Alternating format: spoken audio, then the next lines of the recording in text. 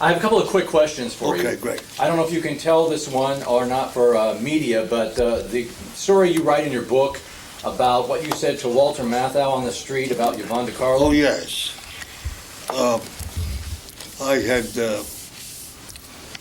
about 7 months earlier, I was at the school, and the least most likely to get in the movies. Have we got some water here? Will somebody hold on for a minute, could you? Okay, sure. And I was the least most likely to get in the movies, to get in anywhere. I was 22 years old. I just got out of the Navy, spending 3 years in the Navy. So I had no real education. And it made it difficult in a lot of ways, but that's all right. I was 22, 23 years old, and everything was perfect, as it is now. For all of us. Living is a perfect experience that should be attained by everybody. And so they signed me to, I was doing a play called Golden Boy. Universal saw it and they shipped me out of California with an airplane ticket. I think it was American Airlines. It was one of those Constellation planes. And I got out to California, and the first thing they did was change my clothes.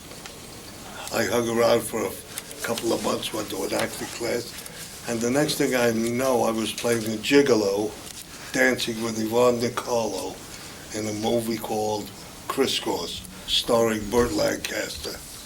And both were wonderful people. Everybody was. I just had such a good time. And there I was in the movies. I mean, I didn't bat an eye, and they dressed me up in a blue suit, and I played this gigolo, and I'm dancing with Yvonne De Carlo, and her boyfriend, Bert, just got out of prison. And he looks in, and she's been telling him what a great girl she is, and then she's working in this club, dancing with a guy like me. So that's the basis for the story. Then she goes on with him. That was all I did, was just dance with Yvonne De Carlo. Kurt Siodmak was the director. And he saw me coming down the street one day out at Universal, dressed me up in a blue suit, and there I was in the movie.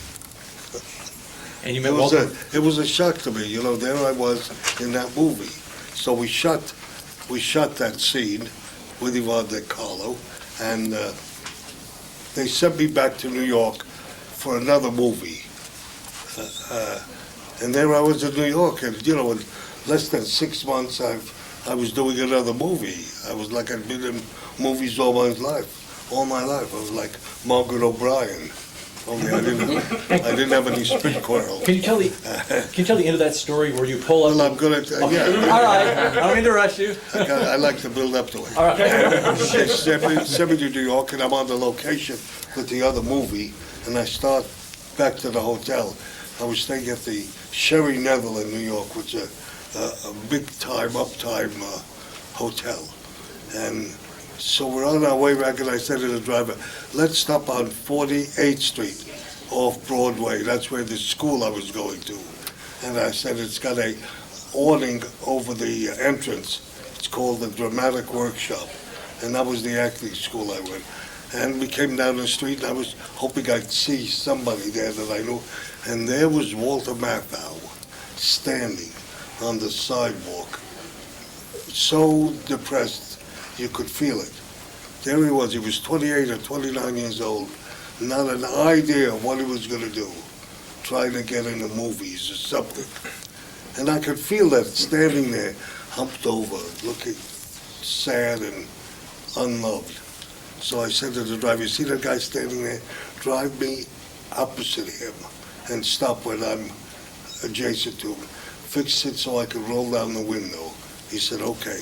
So we drive down, and as we're driving up, Walter, who's standing there looking out on the street, looks this way, sees this limousine, looks like he's going to knock him down.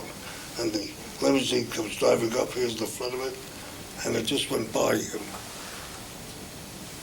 And he looked back here, there was the driver. And then it came closer, all of a sudden I came into view, and he couldn't see through the glass yet. and I rolled the window down. And when I got opposite Walter Matthau, I stopped and looked out of the window of the car. Well, he was stunned. I mean, there I left for Hollywood just 22 minutes earlier, and now I'm driving around in a limousine with a driver during the day. He was really shocked. And he looked at me, he said, and before he could say anything, I said, I fucked Yvonne De Carlo.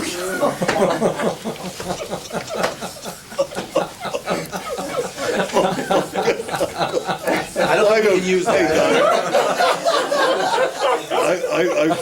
I mean it. I don't know why I said that, what I was trying to impress him with. But somehow, that was the best thing you could say about just getting to Hollywood. You know, it wasn't Margaret O'Brien, it wasn't Loretta Young, it was Yvonne De Carlo. I just have one other question, and these guys will go. This is a general audience question. I'm sorry. This is for general audiences now. So, Yeah, good. Well, this don't say fuck. Anyway, go ahead. This is for a show I'm doing about the Wizard of Oz and celebrating its 70th anniversary this year. Why do you think that movie has endured? What anniversary is it? The 70th anniversary. 70? Yeah. We were all kids when we saw that one, didn't we? What a great movie that was. I never forgot it, and that provoked me when I was trying to get into movies. There was something about that movie that made you feel that there was hope for all of us, about getting into movies, about improving our lives, seeing The Wizard.